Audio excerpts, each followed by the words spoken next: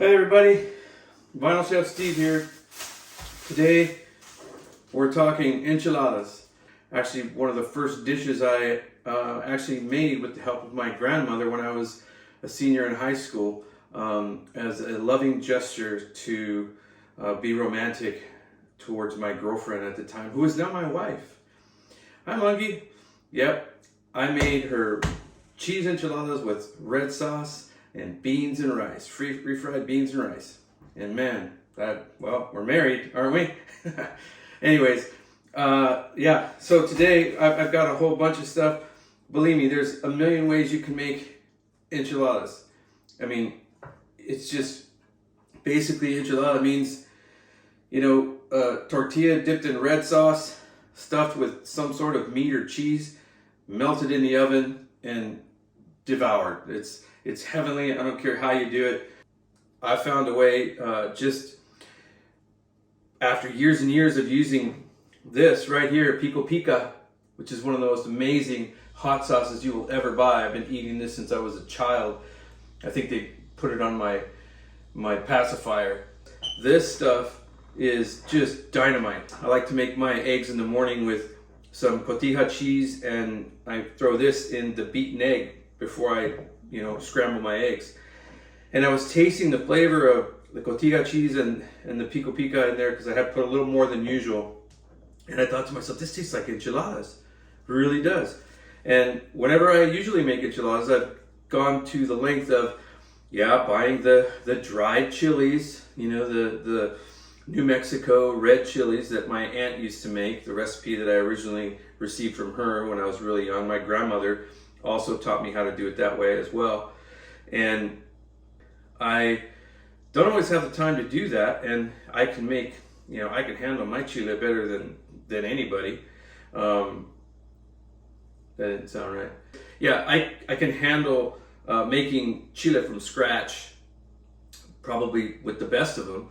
And it is good, it tastes delicious, but we don't always have the time to seed those chilies and toast them a little bit, put them in boiling water, season it with the bouillon and this and that, and then put it in the blender. And I mean, this is a heck of a lot easier. You just unscrew it, put it in a pan, and you got enchilada sauce.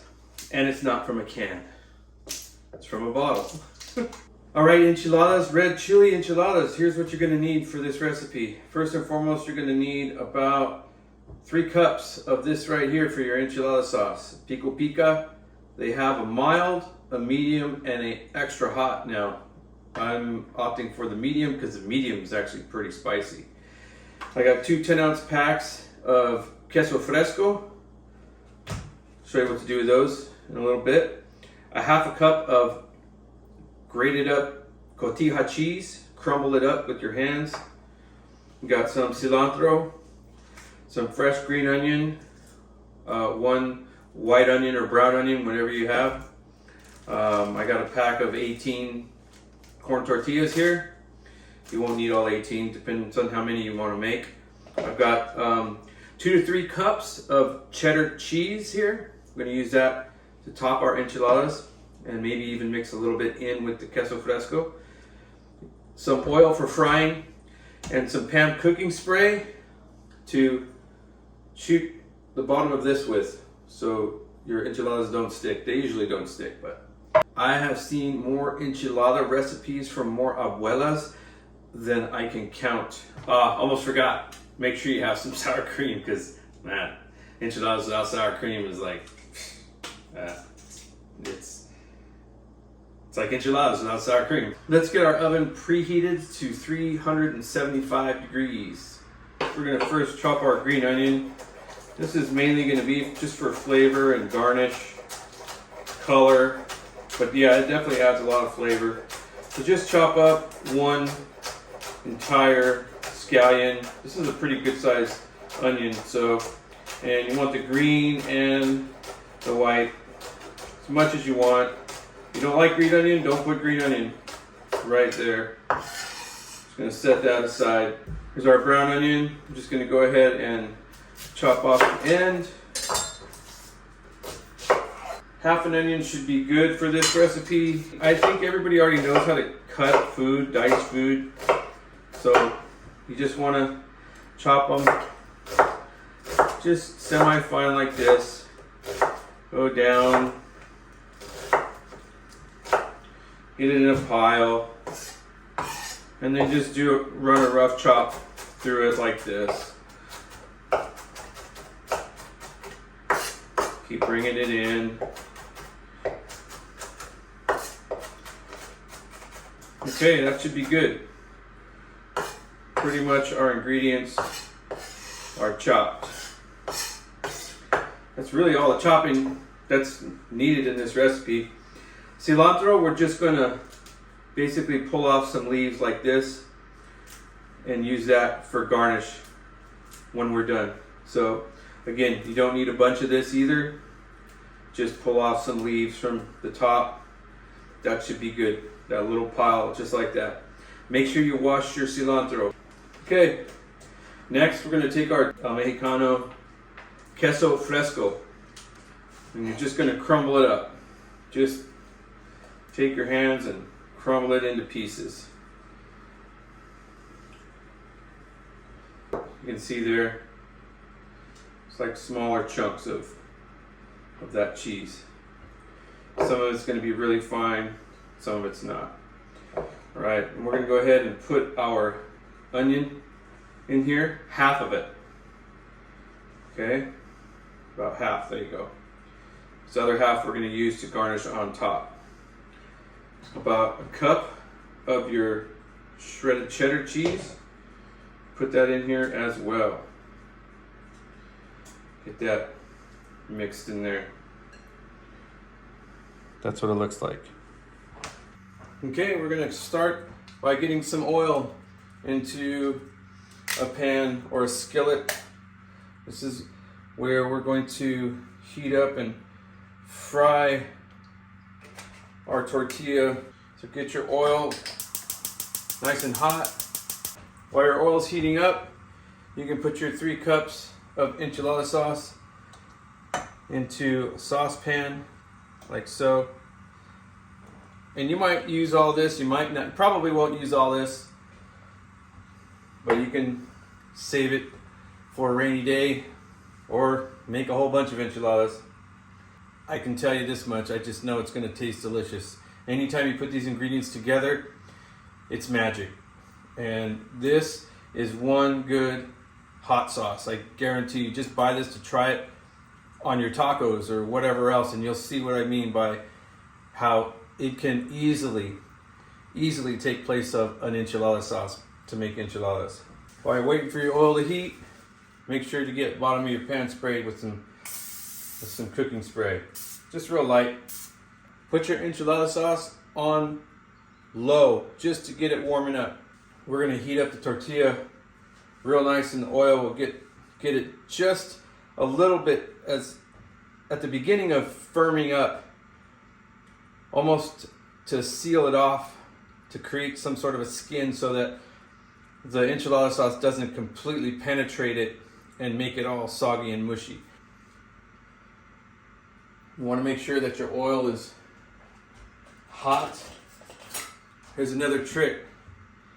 You'll want 2 pairs of tongs. I know this sounds crazy, but if you get your tongs in this sauce and then you get your tongs in the oil with the tortilla as you're working together, you're gonna get splatter like you can't believe, and you don't want that.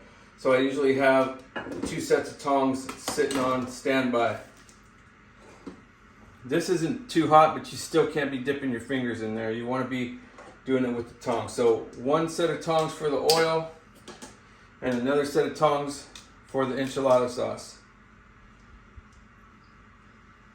I think that's looking about hot enough to start frying our tortillas.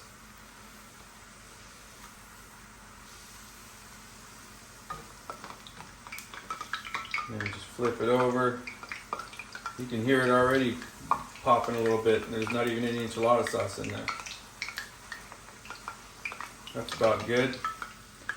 See how it just firms it up a little bit? Drop the oil off of it. Drop it in your enchilada sauce. Grab your other tongs. Flip it once and get it out of there. Okay, so you got your tortilla there, some queso fresco, and your little cheese mixture here. Just drop it in there like so.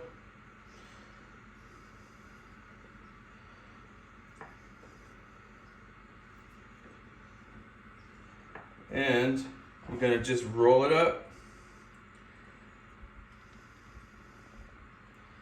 and set it aside, just like that. I'll show you how to do one more, and then I'll show you how to get them finished. I think that's looking about hot enough to start frying our tortillas.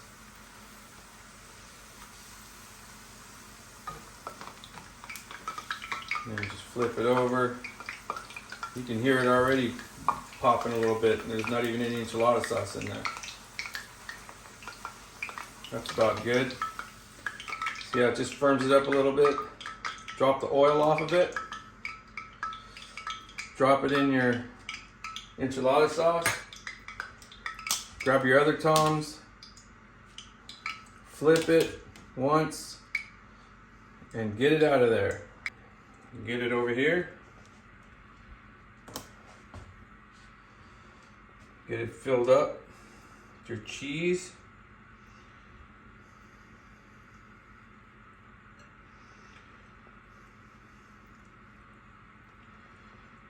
Nice and tight, roll it. Push it over to the side.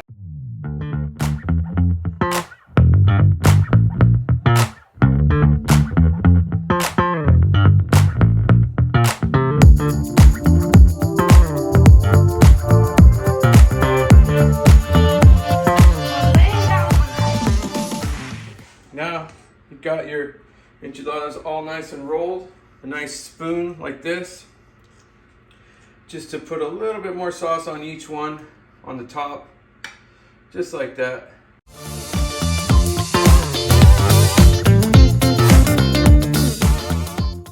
So at this point, take whatever reserved cheese you have, and you can put as much or as little as you like on here. This is just going to melt and give another layer of cheese flavor. So we basically have 3 layers of cheese. Our cotija cheese we're going to reserve for when these come out of the oven. Now we're going to crown with some more of those fresh onions. Yeah, those add a lot of flavor, believe it or not. And you can omit this. If you don't like onion, you don't have to put onion, but my wife loves onion, so, and I do too. I've learned to love it. Grows on you after a while when you get a little bit older. Lastly, your green onions. We're gonna put these all around too. So lots of onion flavor going on here. Not only that, but this is nice for color, but it does add some really good flavor. Okay, here we go. I'm so excited to taste this. I can't wait. Might never have to make enchilada sauce again as long as I live. We're gonna take this and put these in the oven. Ingredient update. I only used 1.5 cups of the Pico Pica Hot Sauce. Ah, yes. Enchiladas. Beautiful, cheesy, gooey, caramelized. Everything you want in an enchilada. Spicy. Let's see how they taste. Now let's give it a little garnish with our cotija cheese. Again, you don't have to use it all, however much you like or don't like, but this really takes it to a whole different level. One of the quandaries of getting an enchilada out of the pot is how not to tear them all up. So I try and first get one removed. You know, if you have like a pie spatula, a thin or cake spatula that's narrow like this and has some give, you know, you can bend it. This is a knife, actually, one of my Henkel knives, but it's got some give and it's long and skinny, and I can get it underneath one of the enchiladas that was on the side. That center of the tortilla, which is right there, and then we'll go right underneath there and get that bad boy up on the plate. Fork. There you go. Cool. This is just some of the, God, that's making my mouth water right there. That's just some of the cheese and the enchilada sauce that's in the corner of the thing. Probably burn my mouth, but I'm gonna eat that. Garnish with a little cilantro. I'm gonna put some sour cream on here. I mean, I like it a lot, so I'm gonna squeeze a nice little, yeah, that's how I like to eat my enchiladas. So look at that thing. It's beautiful, right? Cheesy, delicious, gorgeous, and spicy. And I didn't have to make my own enchilada sauce from scratch, and it tastes like I did. And one other thing, don't be putting no salad on top of my enchiladas. Yeah, I don't know. I saw people putting lettuce and cabbage and tomatoes, and couldn't even see the enchilada. It was a salad. But let's have a look at this. There's the bite right there. That's the winning shot, the winning bite. I don't know if you can see that. Just beautiful enchilada, cheese, sauce.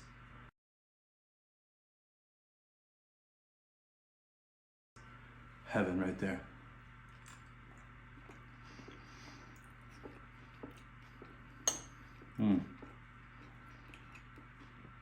Wow, you can taste. The good thing about spicy sauce is that you can cut the heat by using a creamier white cheese such as queso fresco. But the flavor of the queso fresco with this spicy enchilada sauce is just to die for. I really hope you try this. I'm really happy that my gut instinct told me that this would taste good. I challenge anybody. I would do a cook-off with these things. If this is too hot for you, then you can use the mild, like I said, and it'll come out just as good, because the Pico Pica Hot Sauce flavor it's just timeless. It's really, really authentic and very, very good.